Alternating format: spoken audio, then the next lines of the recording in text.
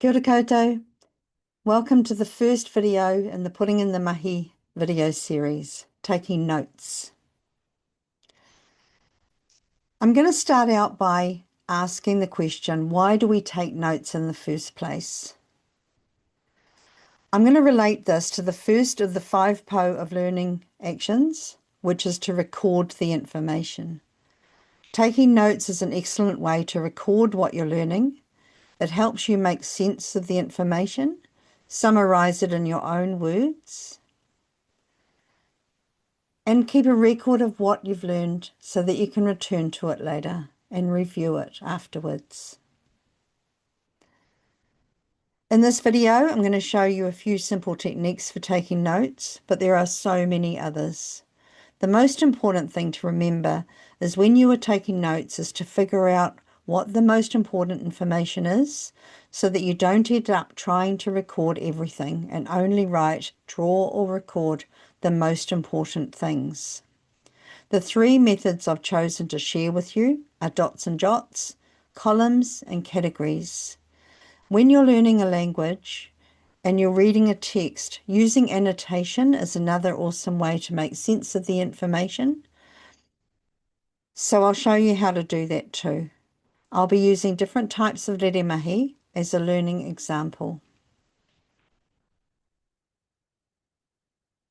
So when you're given information, either in a classroom situation, if you're reading it in a text or watching an instructional video, maybe listening to a podcast, there's a good chance that there's going to be too much information for you to be able to write everything down.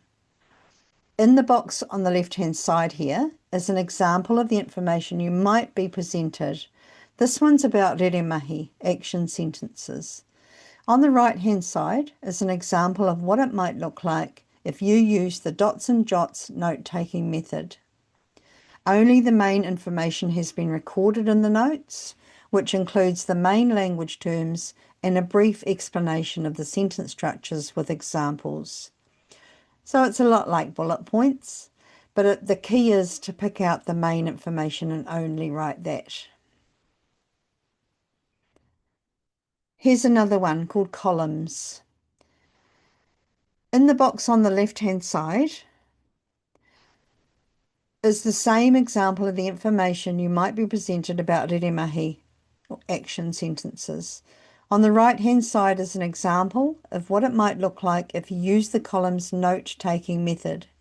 As with dots and jots, only the main information has been recorded in the notes, but with this model, there's a column to write down any thoughts or questions that you might like to follow up later on. If you're using this one, you would probably write the notes first and then add the thoughts and questions either while you're taking the notes, but it might be useful to go through them afterwards after the learning has happened and then add your thoughts and questions after that. Here's another one, categories. A brief explanation on how to take notes using categories is using the same information that we had in the first 2. And on the right-hand side, you can see the categories template. It's a bit like a brainstorm or a mind map, but the difference with this note-taking model is that it's a bit more organized.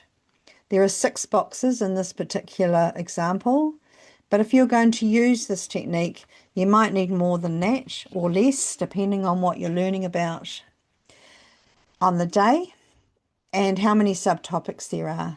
So the most important thing with all of these note-taking ideas is that you're able to find the way that works best for you.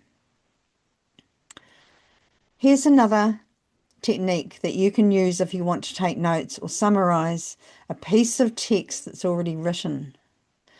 So it's not about rewriting the text or summarizing it, but how this works is you pick out the main ideas in the text and you highlight them in a way that makes them easier to learn and remember.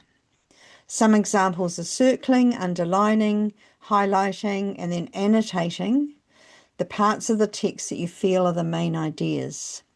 After reading through the whole text, you can annotate it by writing your notes in the margin or right next to the text itself. This is what it looks like in practice. I'm going to highlight the main idea in green. And then the keywords, I'm going to highlight those in yellow. And then after that, I'm going to draw circles around the sentence examples. And then I'm going to add some notes about the sentence examples in the margins. So once I've done this, after annotating the text, I'll have a better idea about which information is most important to study and then remember. And when I go back to this text, I'll be able to see the information that's most important and I can pull that out.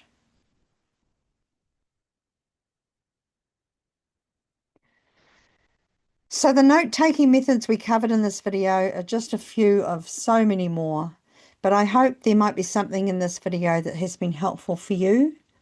If you have any questions or comments, please drop them into the comments section of the video. And happy note-taking! Ngā mihi nui kia koutou katoa. Kia ora.